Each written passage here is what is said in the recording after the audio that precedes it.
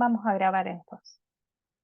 Muy bien, hoy día estamos en la penúltima clase de este curso de Sagrada Escritura, que en el fondo es un curso introductorio, y lo que nos corresponde en el día de hoy es ver la unidad número 6, que tiene por título el periodo intertestamentario. Lo digo lento porque no es fácil decirlo rápido. Y se trata de todos los escritos o todos los textos que se escribieron ya entre que se termina de escribir el último libro del Antiguo Testamento, que es Malaquías, y el primer libro del Nuevo Testamento, que es Mateo.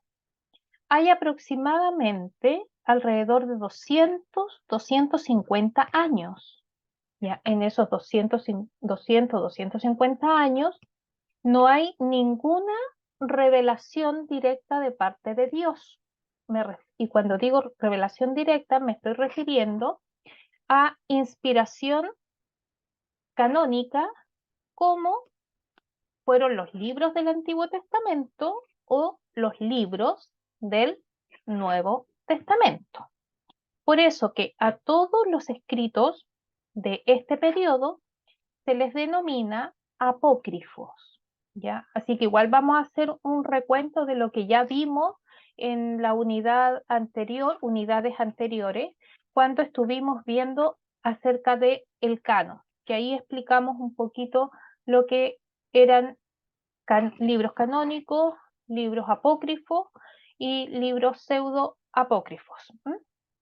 Bueno, intertestamento, la palabra en sí como tal, no aparece en la Biblia, sino que esta palabra está fuera de los libros de la Biblia, pero a su vez forma parte de ella. ¿Por qué? Porque en este periodo de tiempo, toda la literatura que tenemos de este periodo no solamente es histórico y cronológico, sino que sobre todo es una literatura que nos ayuda a comprender tanto el Antiguo como el Nuevo Testamento, porque recordemos cuando empezamos este estudio de introducción a la Biblia, yo les mencionaba que como la escritura no está redactada de manera cronológica, por eso que nosotros cuando leemos, por ejemplo, el libro de Génesis, nosotros vemos una secuencia cronológica de lo que es capítulo 1, 2, 3, 4,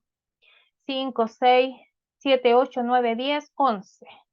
Pero después ya el 12, después de la Torre Babel, aparece Abraham. Pero no tenemos idea de dónde aparece Abraham, descendiente de quién es. Aparece en un lugar pagano, en una ciudad pagana. eh, y entonces comienza de nuevo una secuencia cronológica. Pero hay capítulos de la Escritura que pareciera de que no tuviesen nada que ver con los capítulos anteriores y tampoco pareciera que tuviera una conexión con los capítulos posteriores.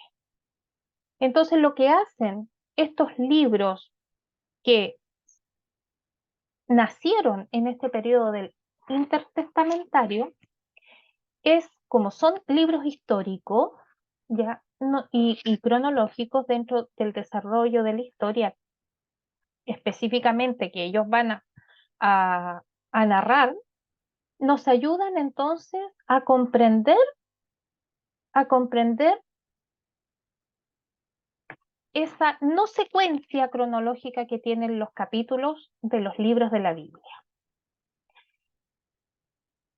Y muchos de estos libros del Intertestamento están dentro de lo que es la tradición judía. Y posterior a la tradición judía, también los vamos a encontrar en lo que es la tradición de la iglesia.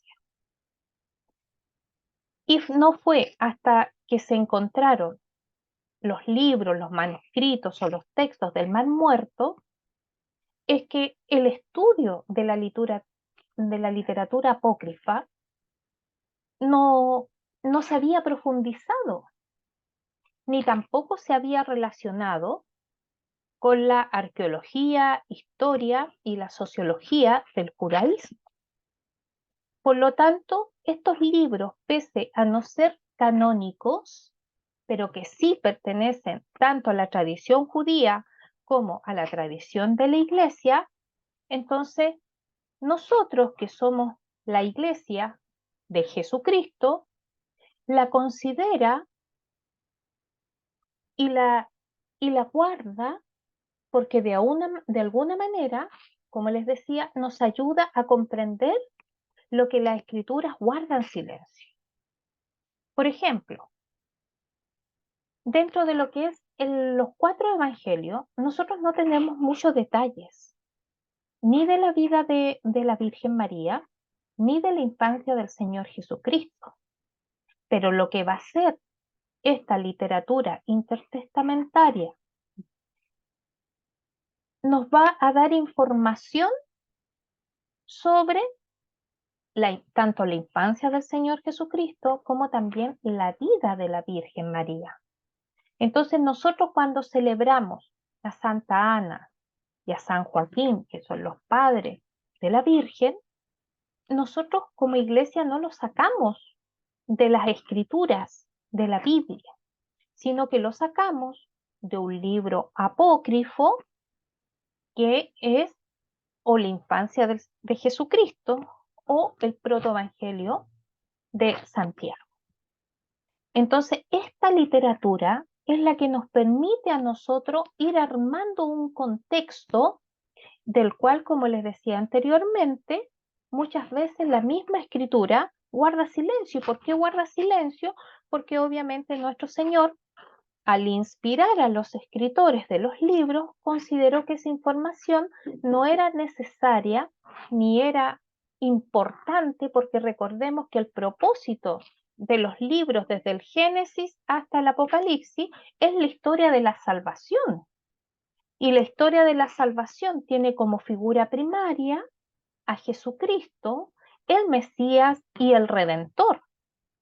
Con esta salvación, cierto, que nos ofrece por su sacrificio, con el vencer al demonio y otorgarnos una divinidad que nuestros primeros padres perdieron en el huerto del Edén desde el momento en que ellos decidieron seguir las palabras y la invitación que les hizo la serpiente. Entonces, estos detalles que encontramos nosotros en la literatura apócrifa, eh, para Dios, que es el autor de la escritura, no es de importancia, porque vuelvo a recalcar, la importancia es la salvación de la humanidad. Pero para nosotros es necesario muchas veces comprender, porque justamente si no se llena bien esos contextos o esos vacíos, entre comillas, se pueden interpretar de mala manera y ahí es donde aparecen también herejías, y no necesariamente herejía como una enseñanza tal, sino que se introducen enseñanzas agnósticas o de otros puntos, digamos, de vista que no tienen nada que ver con nuestra fe, y entonces se va deformando esta verdad. Y como este nombre, intertestamento, significa entonces que todos estos escritos están en el medio, o sea, están después que termina el Antiguo Testamento y antes que empiece el Nuevo Testamento. Están allí, ¿ya? Yo recién dije que algunos mencionaban entre 200 y 250 después de Cristo, ¿ya? Y cronológicamente se sitúan en unos 300 años, ¿ya? Pero como los teólogos, digamos, tienen que entrar en consenso junto con los arqueólogos y los historiadores, muchos determinan entre 150 antes de Cristo y 150 después de Cristo, que en el fondo vienen siendo alrededor de 300 años, ¿ya? Recordemos que la palabra apócrifo viene del griego y significa oculto, escondido, separado de un corpus, de un cuerpo, y en este caso separado de un canon establecido. Nosotros en el Antiguo Testamento tenemos 46 libros y en el Nuevo tenemos 27. Por lo tanto, esta literatura apócrifa,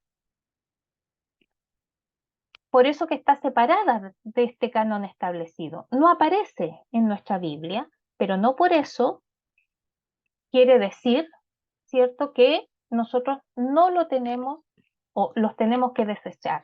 Porque como les decía anteriormente, los apócrifos están dentro de la tradición, forman parte de la tradición, tanto judía como cristiana. Y recordemos que para el protestante, un libro apócrifo es un libro erróneo, falso e incluso hasta peligroso.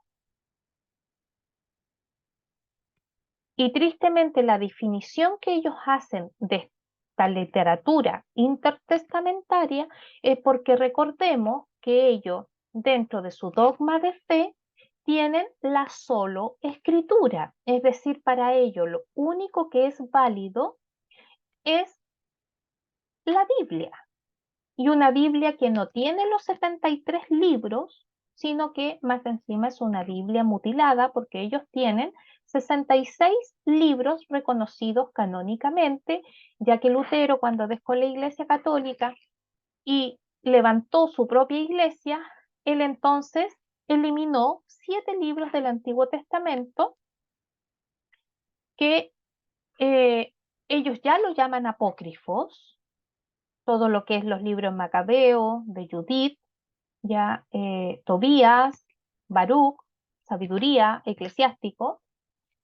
Ellos lo llaman apócrifos como algo erróneo, falso, pero para nosotros se llaman o se denominan deuterocanónicos, es decir, que no tienen el 100% de aprobación canónica, tienen menos, pero no por eso quedaron fuera, porque sus enseñanzas no contradicen ninguna de las verdades ni las doctrinas que encontramos del Génesis al Apocalipsis.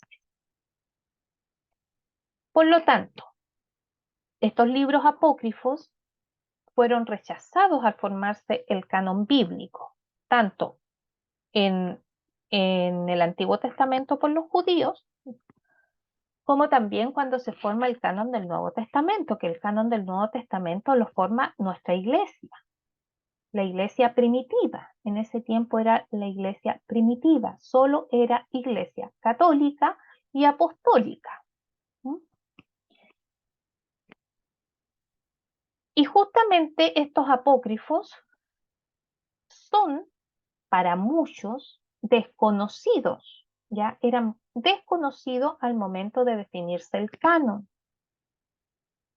Pero fíjense ustedes que en la carta de Judas se hace mención a una batalla que hubo entre el arcángel Miguel y Satanás, que ellos pelearon por el cuerpo de Moisés.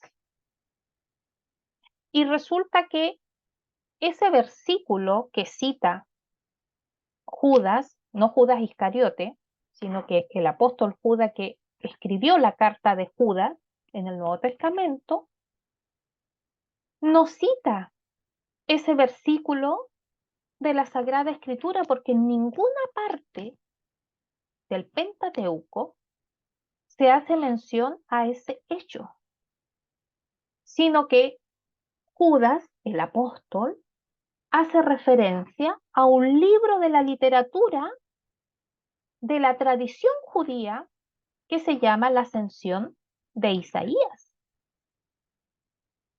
Perdón, la Ascensión de Moisés y de Isaías. En ambos libros se menciona. Lo mismo va a pasar con San Pablo.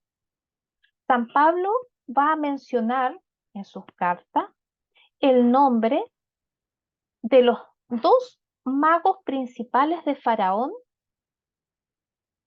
cuando Moisés y Aarón se presentaron a él para solicitarle la libertad del pueblo. Pero si nosotros leemos el Éxodo, No vamos a leer en ninguna parte el nombre de estos magos. ¿Y dónde aparece el nombre de estos magos? Bueno, en otro libro de la tradición judía que se llama el libro de Yacer. Y también se citan partes del libro de Enoc. Se citan partes de libros de la tradición del martirio de Isaías. Por lo tanto, los apóstoles, las primeras columnas, digamos, de nuestra iglesia después de Pentecostés, ellos conocían su tradición judía y fácilmente traspasaron esa tradición con el canon, con la escritura inspirada y que fue aprobada por nuestra iglesia como inspiración divina.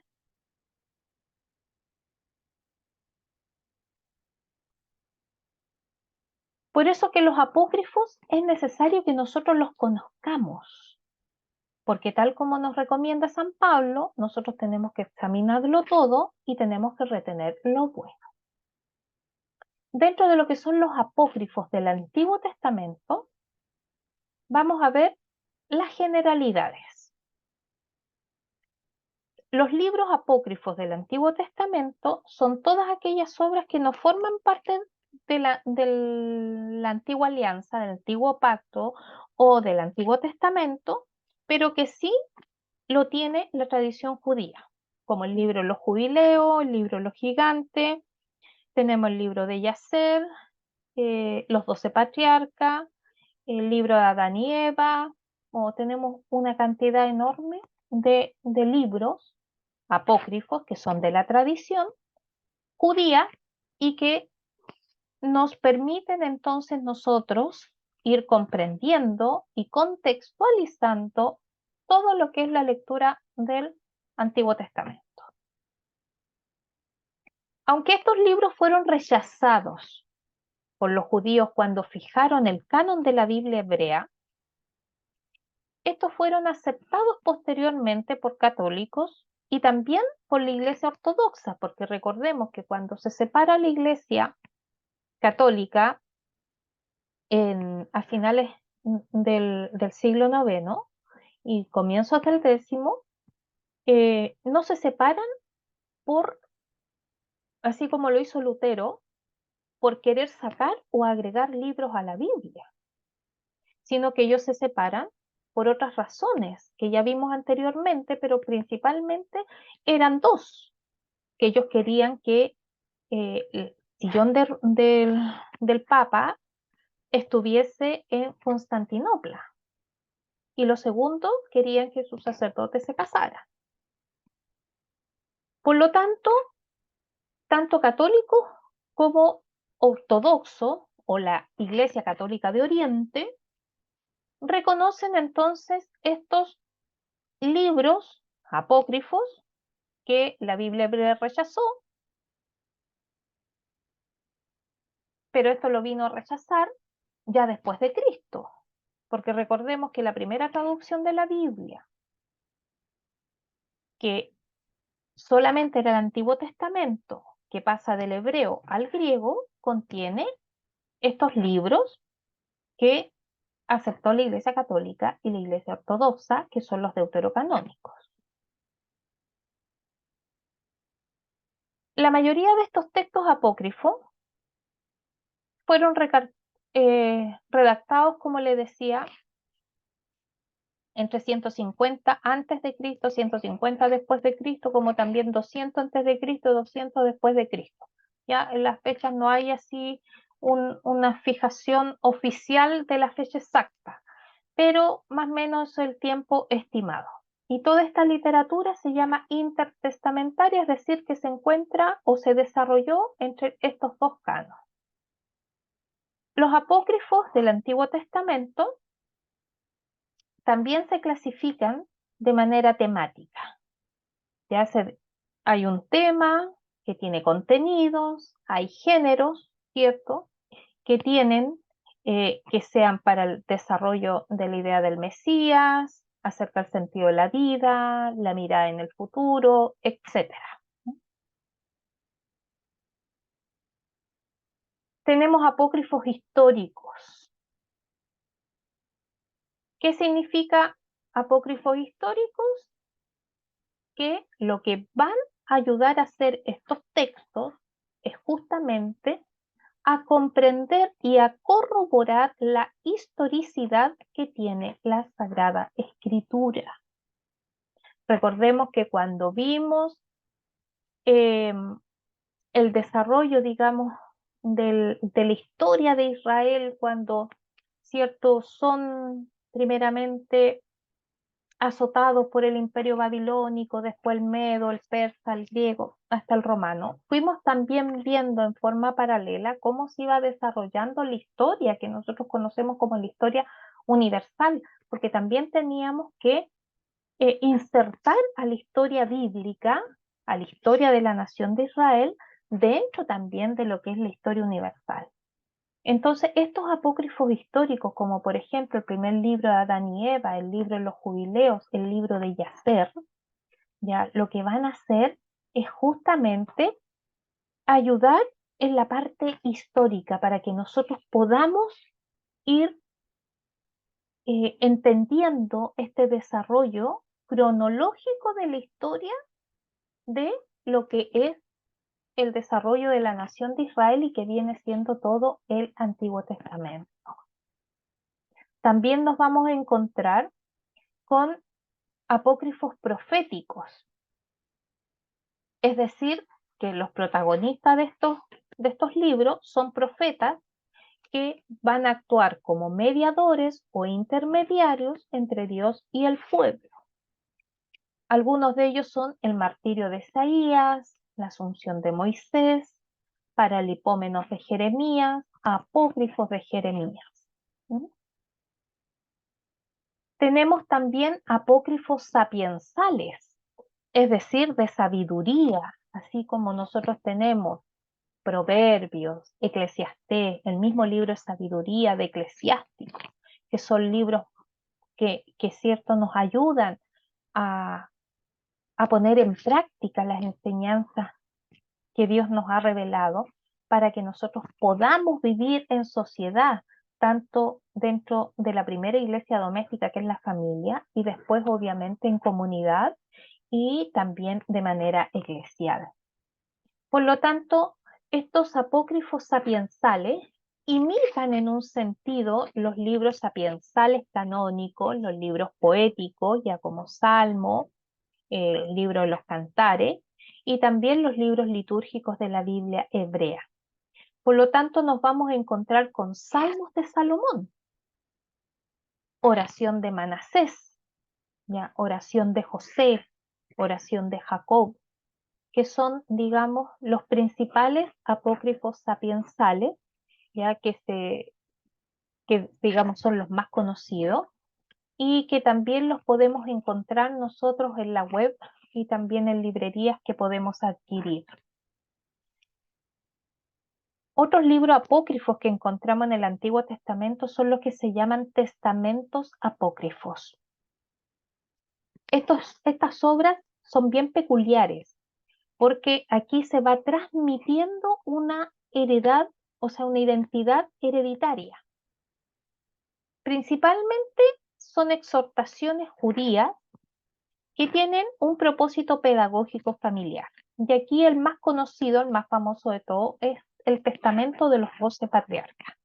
Aquí entonces se va narrando cómo Jacob, antes de la muerte, antes de su muerte, llama a sus 12 hijos y a cada uno de ellos le va dando un testamento, es decir, le va dando instrucción de deberes que ellos deben de cumplir una vez que él fallezca.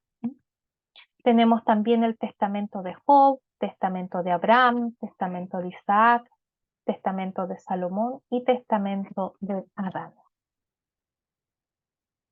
Igualmente nos vamos a encontrar con literatura apocalíptica apócrifa del Antiguo Testamento, ¿ya? Y aquí nosotros vamos a ver no solamente el final de los tiempos, que es la escatología, sino que también vamos a ver esta lucha entre el bien y el mal que parte primeramente en los cielos con Luzbel, ¿cierto? O Lucero, cuando cae en este pecado y es expulsado del cielo.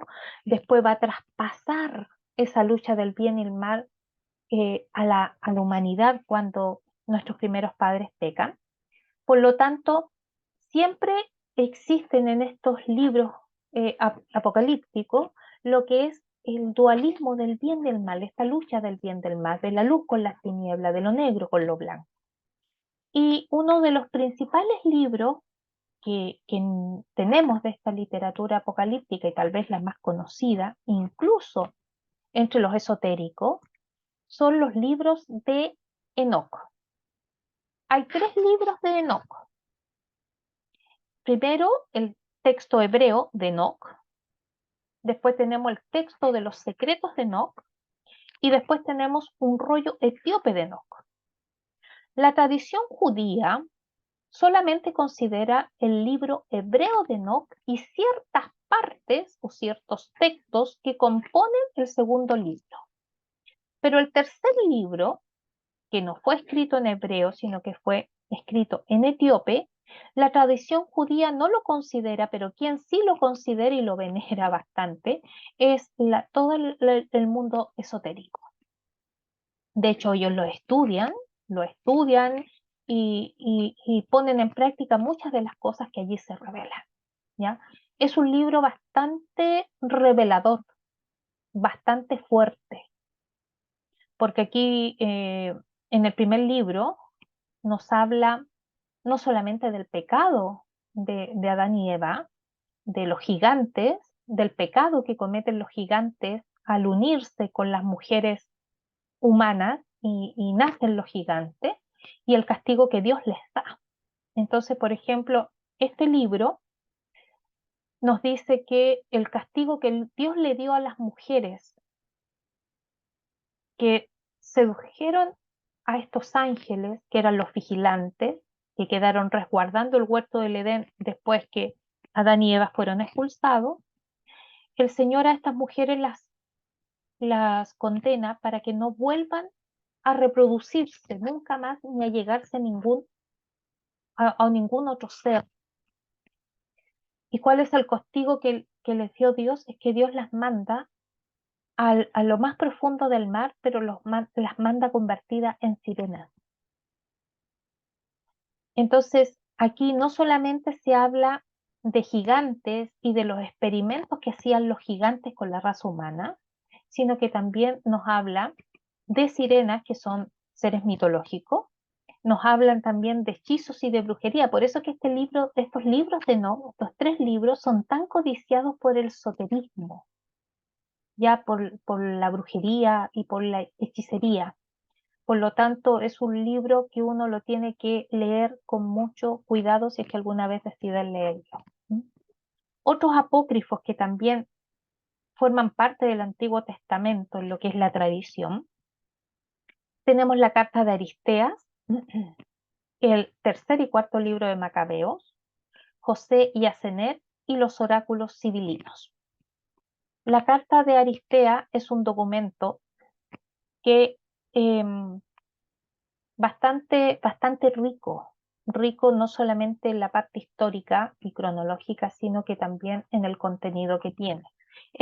No es algo largo, la carta es simplemente un documento, ¿ya? No es un libro en sí, sino que simplemente es un documento y que es bastante interesante leerlo.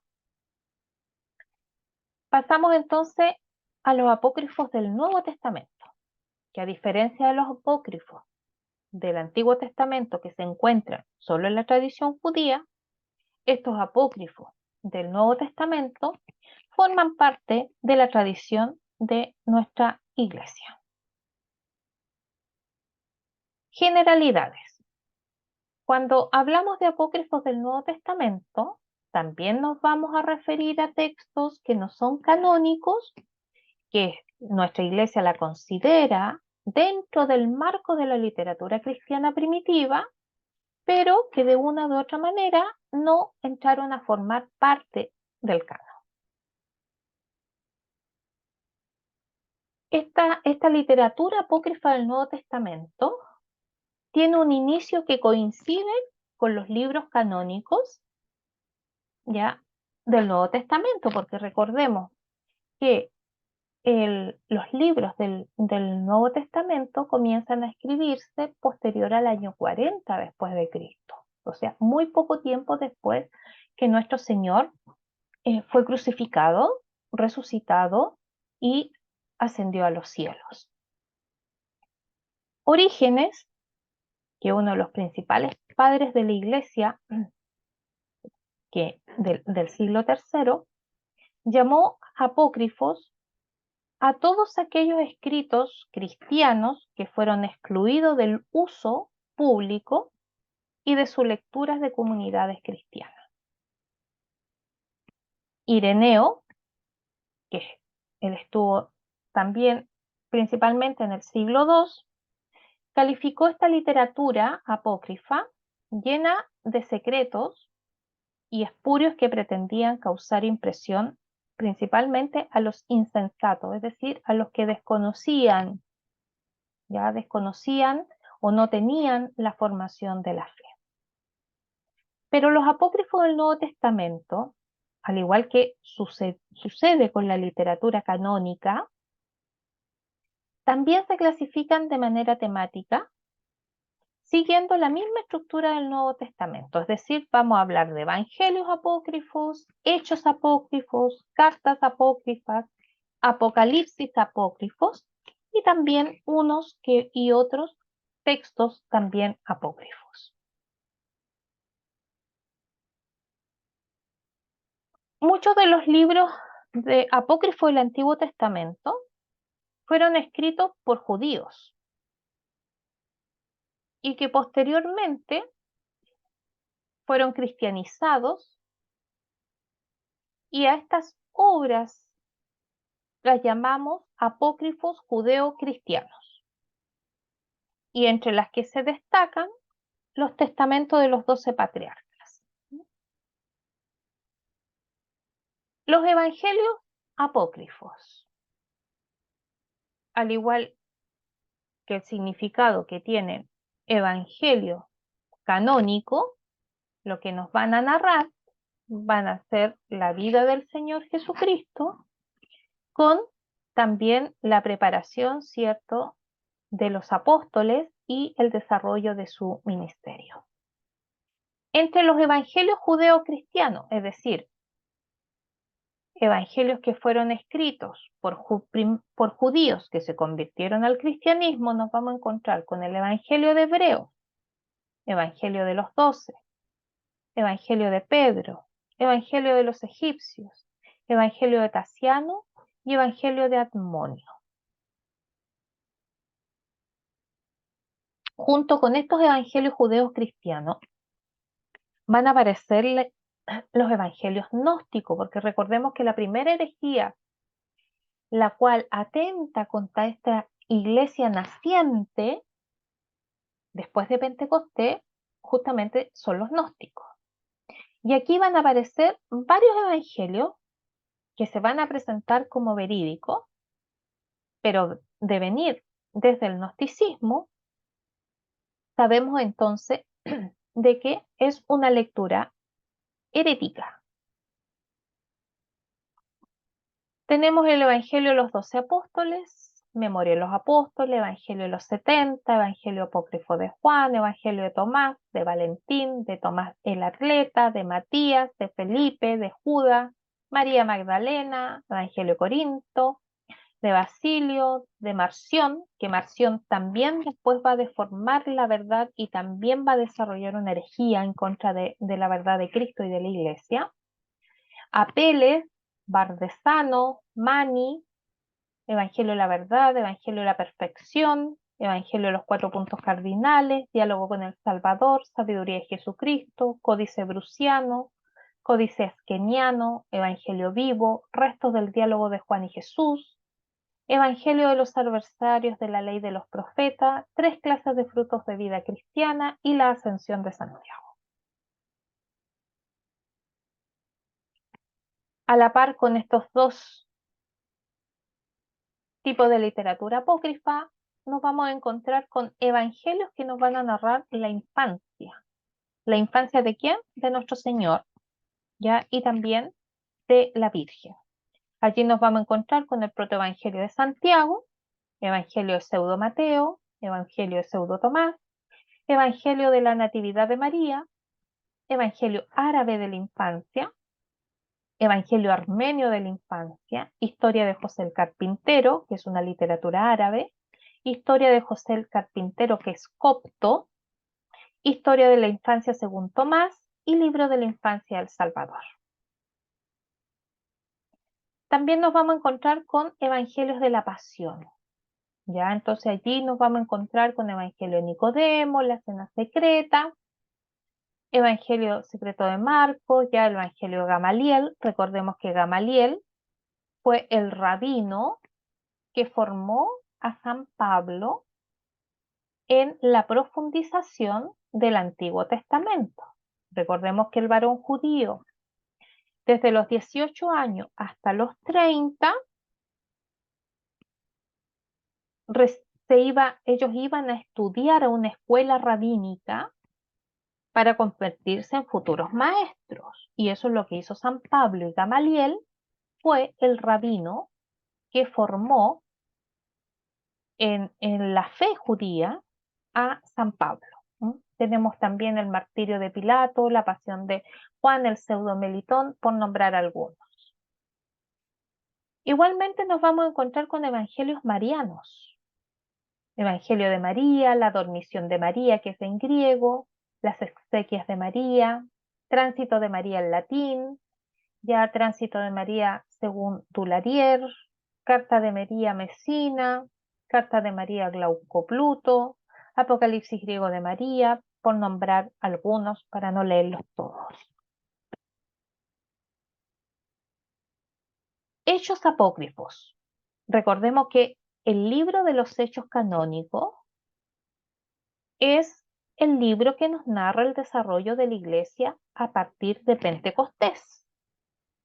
Por lo tanto, toda la formación eclesiástica que nosotros hoy día conocemos, como es el funcionamiento de nuestra iglesia, está basada en la historicidad y en los registros del libro de Hechos de los Apóstoles, o también que aparece en algunas traducciones de la Biblia como Actos, ya el libro de los Actos. Pues bien, también tenemos apócrifos ya de este libro de los Hechos y que tratan de imitar al libro canónico, es decir, que también nos van a tratar de contar el desarrollo de la iglesia primitiva.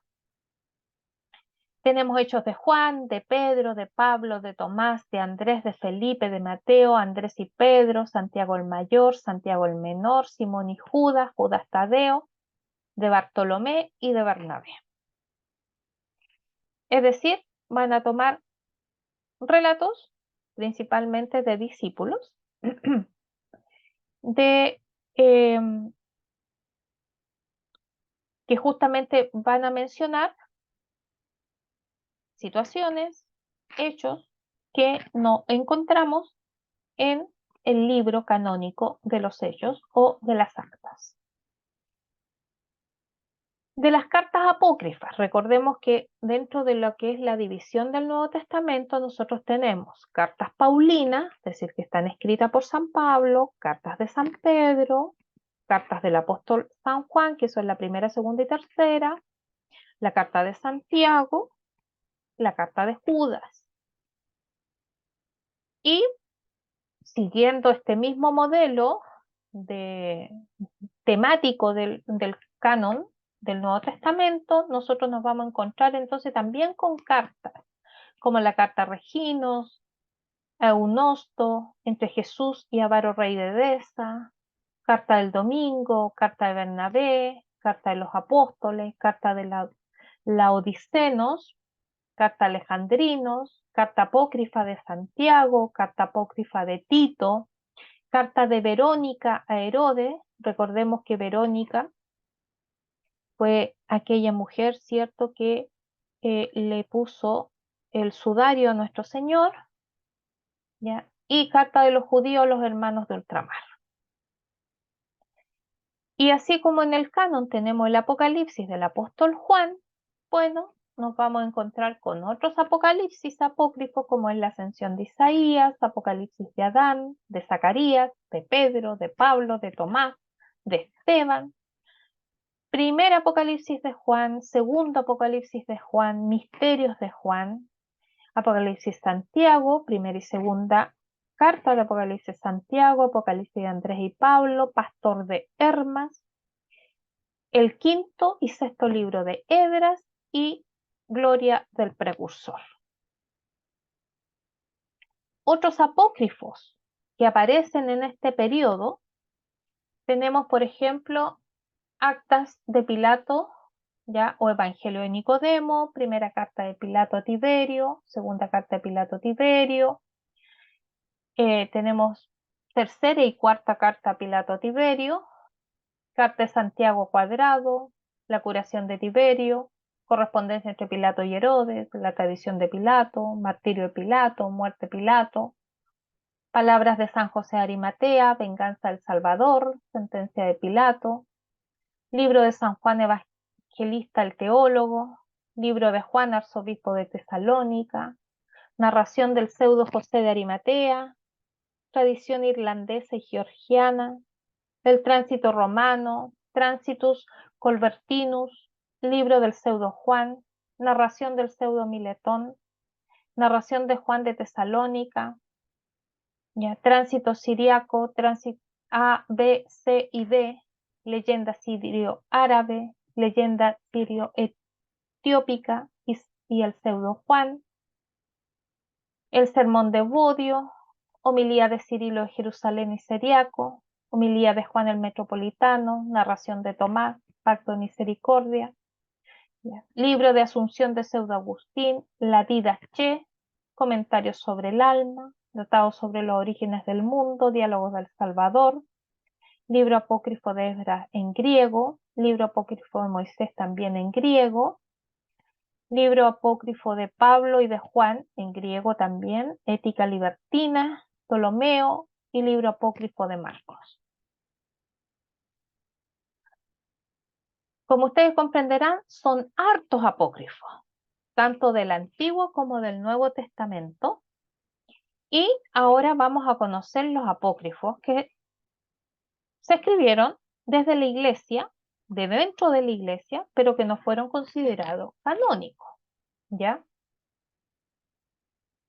Y no podemos negar que así como la nación de Israel tiene su tradición, que el desarrollo de la vida de la iglesia también ha tenido su tradición, donde allí aparecen muchos símbolos, como por ejemplo imagen de María sentada cosiendo o tejiendo, que está inmortalizada en obras de arte, y estas pertenecen simplemente a los detalles o a las narraciones que encontramos en los textos apócrifos de la infancia de Jesús.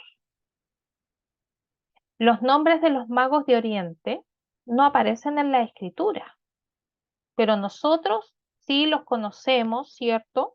Los recordamos, pero que estos aparecen en el Evangelio armenio de la infancia. Lo mismo podíamos decir, como les mencionaba anteriormente, de Verónica. Esto lo encontramos en el texto de Hechos de Pilato. Los nombres de los dos ladrones crucificados al lado de nuestro Señor Jesucristo tampoco es mencionado en la Sagrada Escritura, pero sí aparece en el Evangelio de Nicodemo, como también el nombre del soldado romano que clava la lanza sobre el cuerpo del Señor Jesús, del cual brota sangre y agua. Entonces, tantas imágenes que nosotros no encontramos en la Biblia, sí la vamos a encontrar en esta tradición popular de nuestra iglesia, que está contenida en estos libros apócrifos y que se han ido transmitiendo a través del arte, la pintura, la escultura, la arquitectura, como también de la literatura. En la actualidad, esta literatura apócrifa del Antiguo y Nuevo Testamento es considerada por todos los estudiosos de la Biblia, y me refiero, cuando digo estudiosos de la Biblia, decir teólogos, pero me refiero a teólogos católicos, ¿ya? Como una fuente de información extra bíblica que puede enriquecer el estudio del texto bíblico y situarlo en su contexto. Por eso que es importante que nosotros los conozcamos, los revisemos, los leamos. Y cada vez que los leemos, tenemos que encomendarnos al Espíritu Santo. Lo mismo que hacemos con la lectura de la Sagrada Escritura, lo mismo tenemos que hacer con libros de la tradición. Esto también nos ayuda a entender el origen de algunas tradiciones populares que nos llegan hasta hoy día, y como no tenemos referencia bíblica de que hayan nacido de allí, pero sí podemos entender de dónde han nacido y por qué nuestra iglesia lo ha permitido. Por lo tanto, el estudio de la literatura apócrifa es una fuente de información que nos va a permitir contrastar textos canónicos, como así con otra literatura que no es canónica, ¿ya? Y que obviamente se generó a la luz de la Sagrada Escritura, porque fue creciendo, se fue desarrollando a la par con el canon bíblico. Aquí yo les puse un ejemplo de lo que es la lectura que encontramos en Lucas capítulo 1, del verso 26 al 38, con el libro apócrifo, el protoevangelio de Santiago, capítulo 2, versículo 1 al 3. En la Biblia dice lo siguiente: en el mes sexto, el ángel Gabriel fue enviado por Dios a una ciudad de Galilea llamada Nazaret, a una virgen desposada con un hombre llamado José, de la casa de David. El nombre de la virgen era María. Y el ángel, entrando en su presencia, dijo: alégrate, llena de gracia, el Señor está contigo. Ella se turbó grandemente ante estas palabras y se preguntaba qué saludo era aquel. Esta es palabra de Dios, que nos dice el texto apócrifo. Un día cogió María un cántaro y se fue a llenarlo de agua. Y aquí que se dejó oír una voz que decía: alégrate, llena de gracia, el Señor es contigo, bendita tú entre las mujeres. Ella se puso a mirar en torno, a derecha e izquierda, para ver de dónde podía venir esa voz. Y toda temblorosa se marchó a su casa, dejó el ánfora, cogió la púrpura, se sentó y se puso a hilarla. Volvamos al texto bíblico. El ángel le dijo: no temas, María, porque has encontrado gracia ante Dios. Concebirás en tu vientre y darás a luz un hijo y le pondrás por nombre Jesús. Será grande, se llamará Hijo del Altísimo. El Señor Dios le dará el trono de David su padre. Reinará sobre la casa de Jacob para siempre y su reino no tendrá fin. Y María dijo al ángel: ¿cómo será eso? Pues no conozco varón. El ángel le contestó: el Espíritu Santo vendrá sobre ti y la fuerza del Altísimo te cubrirá con su sombra. Por eso el santo que va a nacer será llamado Hijo de Dios.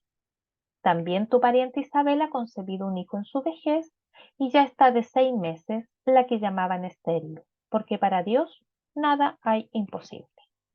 María contestó: he aquí la esclava del Señor, hágase en mí según tu palabra. y el ángel se retiró. Que dice en el texto apócrifo del protoevangelio de Santiago, dice: un ángel del Señor se presentó ante ella y le dijo: no temas, María, porque has encontrado gracia ante Dios. Concebirás por su palabra y darás a luz un hijo. Pero ella al oírlo quedó perpleja y se dijo: ¿deberé yo concebir por virtud del Dios vivo y habré de dar luz luego como las demás mujeres? A lo que respondió el ángel: no será así, María. El Espíritu Santo vendrá sobre ti y la fuerza del Altísimo te cubrirá con su sombra. Por eso el santo que va a nacer será llamado Hijo del Altísimo. Le pondrás por nombre Jesús, porque salvará a su pueblo de sus propias maldades. María contestó: he aquí la esclava del Señor, hágase en mí según tu palabra.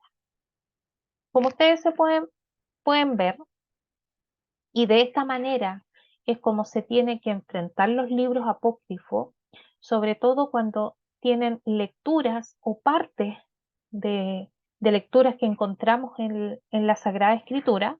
Tenemos que ir haciendo un paralelo, es decir, qué nos dice la Sagrada Escritura con sus libros canónicos y qué es lo que nos está mostrando este libro apócrifo, ya en la contextualización de la situación o el acontecimiento. Primero que nada, el Evangelio no nos dice ni menciona que María cogió un cántaro y se fue a llenarlo de agua y que fue en ese momento, o sea, cerca de un pozo, alrededor de un pozo, ella escuchó por primera vez la voz del ángel. Este dato, que no aparece en la escritura, no afecta absolutamente en lo que es la doctrina de la verdad de Jesucristo revelada en el Evangelio. El que nosotros sepamos este detalle o no lo sepamos, no altera esta verdad de Cristo. Sí, obviamente, nos da un dato que nos sirve para comprender también la vida de la mujer en aquellos días de Palestina. Recordemos que las mujeres tenían cierto horario para acercarse al pozo a sacar agua. Entonces había un horario donde iban las vírgenes, otro horario donde iban las mujeres casadas y otro horario iban aquellas mujeres que se dedicaban a la mala vida, a la prostitución. El segundo párrafo del texto apócrifo es muy similar a lo que encontramos en el texto canónico, con la diferencia que también, ¿cierto?, nos entrega detalle esto de que María miró al entorno y al no ver a nadie, ¿cierto?, sintió temor, temblorosa, se fue a su casa. Y obviamente cuando el ángel se dirige directamente a María y donde ella termina, ¿cierto?, pronunciando su fiat, he aquí la esclava del Señor, hágase en mí su voluntad, no tiene mayor diferencia en el texto apócrifo, solo que en el apócrifo no se menciona, por ejemplo, el hecho de que su pariente Isabel o Elizabeth, ya porque Isabel o Elizabeth significan lo mismo, había concebido en la vejez. Entonces tenemos que entender que estos libros apócrifos, tanto del Nuevo, del Antiguo Testamento y de la tradición de la Iglesia, tienen como único propósito contextualizar los hechos históricos que se mencionan en ambas alianzas. Pero el propósito de estos libros apócrifos de ninguna manera es deformar o desvirtuar la verdad de Dios que está contenida en ambos testamentos y que fue traspasada a la Iglesia como custodia de aquella verdad.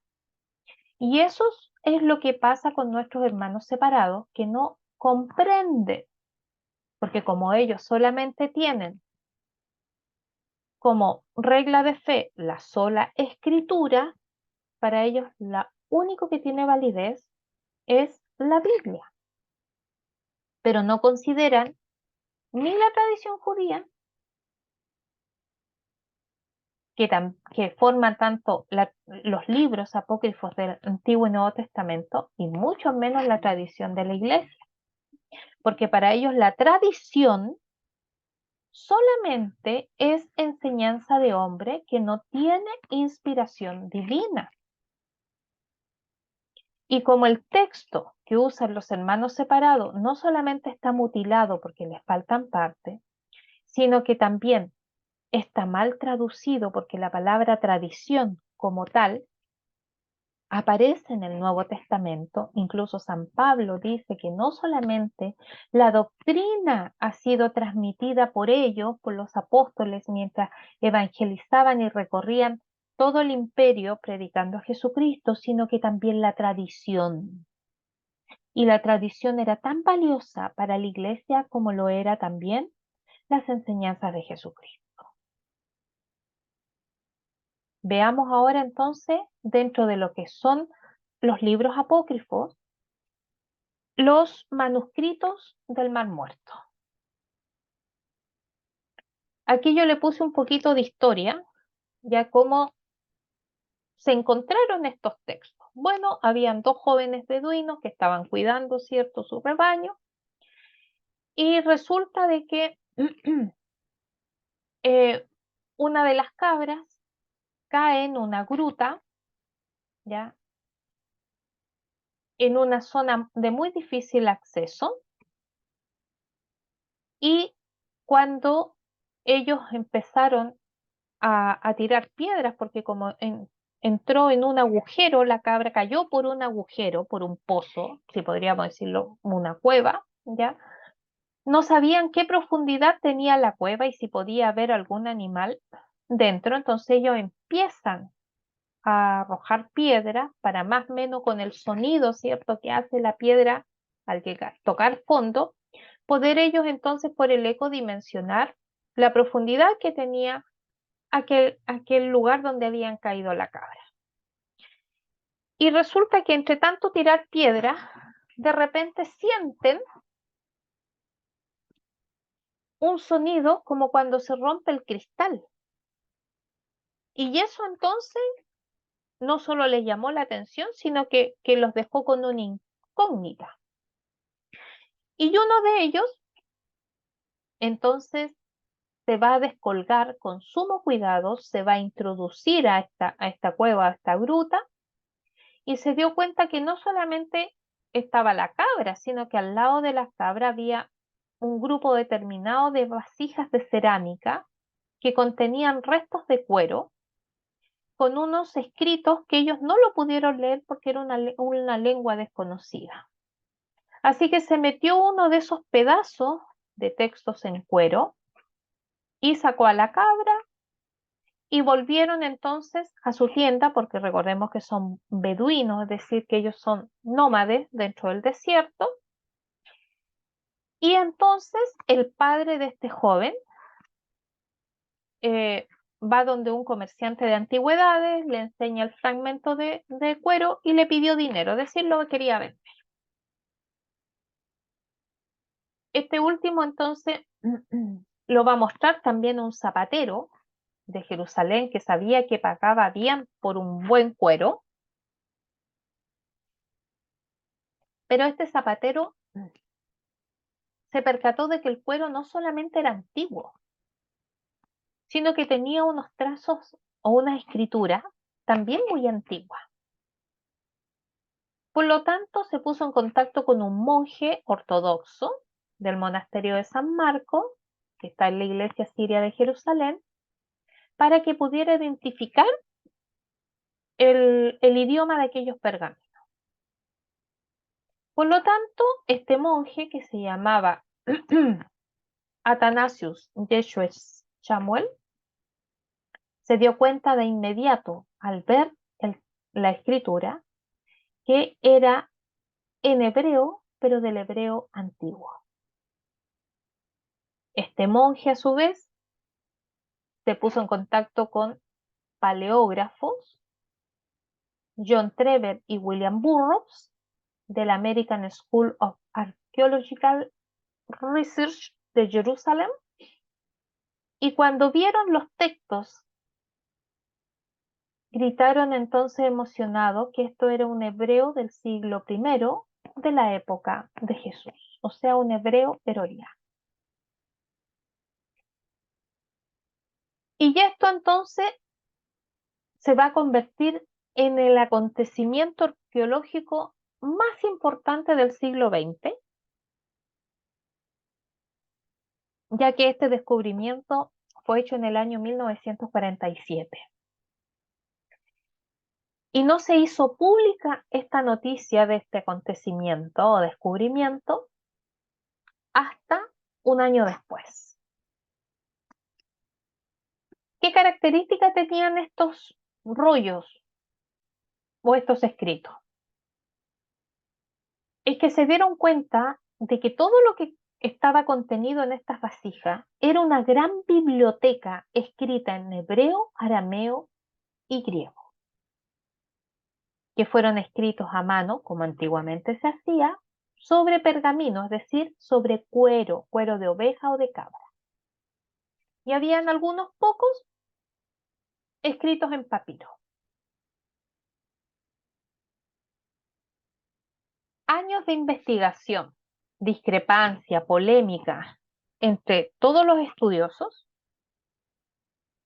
Hoy día podemos saber que estos manuscritos pertenecían a un grupo judío que se había retirado al desierto como rechazo al judaísmo que se vivía en Jerusalén. Y este grupo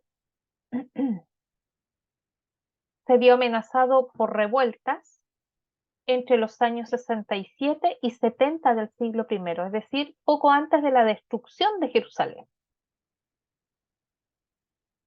Y obviamente con Jerusalén se destruye el templo. Donde se encontraron estos manuscritos en la zona de Qumran, donde desemboca el río Jordán, muy cerca de Jericó. Y aquí también era un sitio donde se refugiaban los rebeldes, porque como es un lugar escarpado de muy difícil acceso y con muchas cuevas, entonces era pero muy estratégico. ¿Para qué? Para que justamente estos rebeldes se refugiaran allí y escaparan de la persecución del Imperio Romano.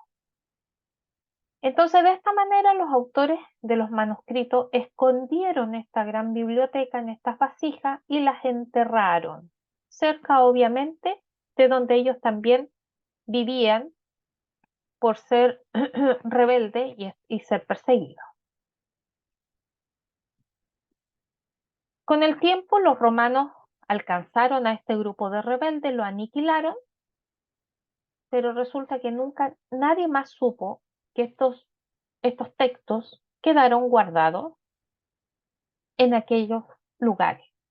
Por lo tanto, la importancia arqueológica de mantenerse esos textos en tan buen estado por más de 2000 años es pero realmente un acontecimiento y descubrimiento, pero fabuloso para todo lo que es la arqueología, la paleología, ¿cierto? Y sobre todo para el estudio de los libros sagrados.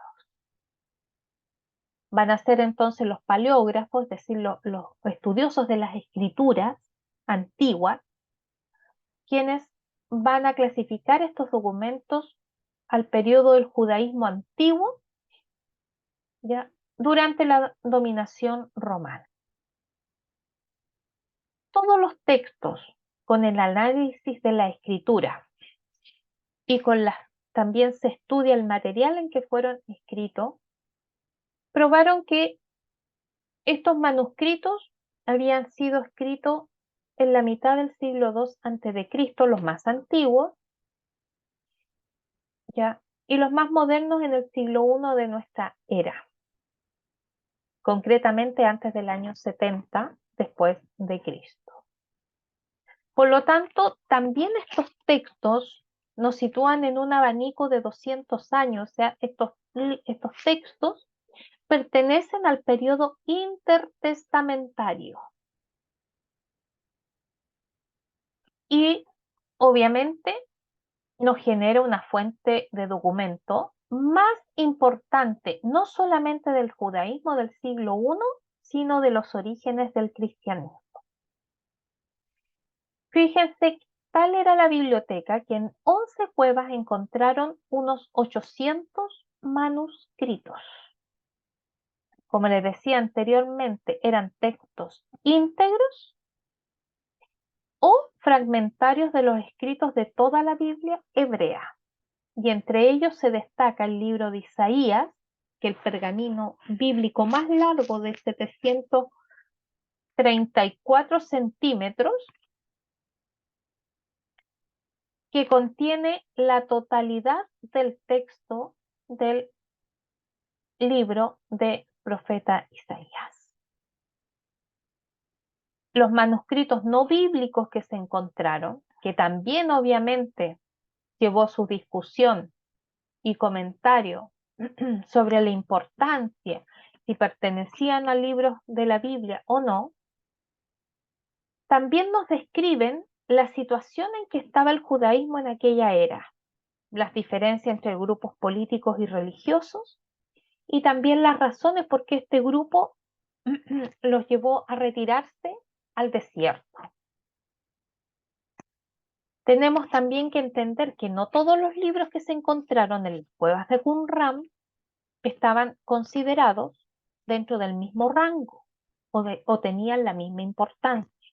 Por eso que entonces los estudiosos los fueron clasificando desde los más importantes hasta los no tan importantes. Y los clasificaron de la siguiente manera. La regla de la comunidad, que su sigla es 1QS. Estos son los textos más importantes para el grupo de Qumran. Y organizaba y estructuraba la vida de aquellos hombres que vivían en el desierto. El libro de la guerra de los hijos de la luz contra los hijos de la tiniebla, cuyo código es 1QM. Describe aquí entonces la situación en que se vivía el judaísmo en aquella época y justifica las razones que llevaron a los autores a separarse del resto de los judíos. Nos vamos a encontrar igualmente con el rollo del templo, que justamente nos vamos a encontrar aquí con las leyes bíblicas, que describe cómo tenía que ser el templo ideal, cuestionando entonces el templo que había en Jerusalén en aquel momento, porque recordemos que en aquel momento el templo de Jerusalén no era el templo que levantó Salomón, porque ese templo quedó destruido con el imperio babilónico a manos del rey Nabucodonosor. Y este templo que había en Jerusalén en el siglo I, es decir, en el tiempo del Señor Jesucristo, fue el templo que les levantó Herodes, para evitar entonces el levantamiento de rebeldes y de caudillos que se levantasen en contra del imperio romano. Luego le van a seguir los manuscritos como la regla de la congregación, la carta alática, el libro de los jubileos, el documento de Damasco y otros comentarios bíblicos, otros textos apócrifos, hay ordenanzas, textos sapiensales, calendarios e incluso textos astronómicos. ¿Quiénes fueron los autores de estos textos de Qumran? En los primeros análisis se pensaron que los autores podían ser los esenios. Recordemos que dentro de los grupos religiosos que habían en el tiempo de Palestina, en los tiempos de Jesucristo, existía un grupo que se llamaban los esenios. ¿Ya? Estos eran grupos radicales, totalmente fundamentalistas, ortodoxos, que se habían opuesto al judaísmo oficial de Jerusalén y rechazado la dominación romana. Por lo tanto, no solamente era un grupo religioso, sino que también un grupo de rebeldes. Historiadores de la época como Flavio Josefo, Filón de Alejandría o Plinio el Viejo nos dicen que los esenios es un movimiento judío que va a surgir en la época de Juan Hircano, en el tiempo de los macabeos, del gobierno de los macabeos, y que va a convivir en Jerusalén con otros grupos como fariseos, saduceos, celotes, sicarios, levitas, escribas, sacerdotes, etc. Sin embargo, tras 50 años de estudio, los expertos han llegado a la conclusión que los autores de estos manuscritos no fueron los esenios, sino una incisión surgida del movimiento esenio que se identificó como el grupo de hombres de Qumran y que se separó oficialmente del judaísmo y se retiró al desierto. Esta ruptura que se produce en los esenios es provocada por el contexto social y político que se vivía en Jerusalén y el judaísmo de la época, que tiene como fondo una fuerte motivación religiosa. Y como les decía, una de sus cuestiones que los llevó a separarse tenía que ver con la impureza que había dentro del templo, la influencia helenista. Recordemos que estamos hablando del periodo de los macabeos, ya en su origen. La pérdida del valor de la clase sacerdotal, la celebración de las fiestas, la modificación del calendario, supresión de sacrificios, esperanzas mesiánicas, importancia de la pureza y los baños rituales, ¿ya? Todo eso que parte en el imperio, durante el periodo de los macabeos y que se va a mantener con el imperio romano justamente hasta los tiempos de Palestina, cuando nuestro Señor entonces llega a este mundo, principalmente a Israel. Y los autores de los manuscritos, entonces, vendría siendo de un grupo sectario, ya que habían formado un grupo que llamaban Yabad y se organizaban tras una normativa o una regla de comunidad. Tenían un noviciado, seguían una formación súper estructurada y rígida, hacían votos de vivir en castidad, pobreza y obediencia. Tenían un líder que llamaban ellos maestro de justicia.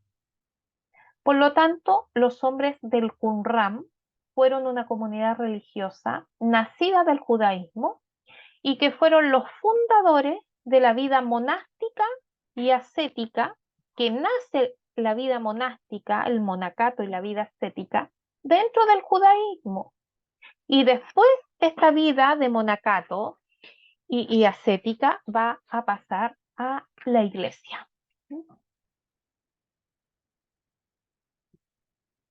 Quien lea los manuscritos del Mar Muerto se va a dar cuenta no solamente del pensamiento de estos hombres del Qumran y que no tienen obviamente nada que ver con los escritos del Nuevo Testamento. ¿Por qué? Porque recordemos que esto era un grupo de rebeldes. Como este grupo estaba dirigido por un maestro de justicia que vivía encerrado, retirado en el desierto, obsesionado con la pureza ritual, con el cumplimiento de preceptos y mandatos de la ley de Moisés, sometido a una vida muy rigurosa, bajo una legislación comunitaria estricta, con el rechazo hacia todos aquellos que no pensaran como Jesús y sin ningún tipo de apertura hacia el resto del mundo, o sea, es totalmente antagonista a la vida de nuestro Señor Jesucristo, a su mensaje, ¿ya? Y al desarrollo del ministerio de Jesucristo. Porque recordemos que el Señor Jesucristo reinterpreta y actualiza las leyes antiguas, los pactos antiguos, acepta a extranjeros y marginados, y obviamente Él vela para que la nación de Israel se vuelva a Dios, pero bajo el conocimiento a este Dios vivo que genera amor. Por lo tanto, se oponen opuestamente, o sea, se oponen 100% entre esta comunidad de los hombres del Qumran y lo que es Jesús con su ministerio, su enseñanza y predicación. Porque recordemos que el Señor Jesucristo tuvo una vida pública. Él no vivió encerrado en sí, ni mandó que siguieran reglas estrictas, ¿ya? Y los manuscritos del Mar Muerto han cobrado gran importancia en el estudio del Nuevo Testamento y los orígenes del cristianismo. Por lo tanto, gracias a estos textos se ha podido reconstruir el contexto social, político y religioso que se vivía en Jerusalén en aquellos tiempos. Al margen de la Biblia, o sea, fuera de la Biblia, los manuscritos del Mar Muerto son la fuente de información más importante para conocer el entorno en que vivió Jesús. Es decir, cuando vimos también en otras unidades Palestina en los tiempos de Jesús, con todo el desarrollo político, social y religioso, toda esa información que tenemos hoy día de cómo era la nación de Israel en los tiempos de Jesús, se dan y se dieron por estos textos, estos manuscritos que fueron encontrados en Qumran en 1947. Y hasta allí entonces sería la clase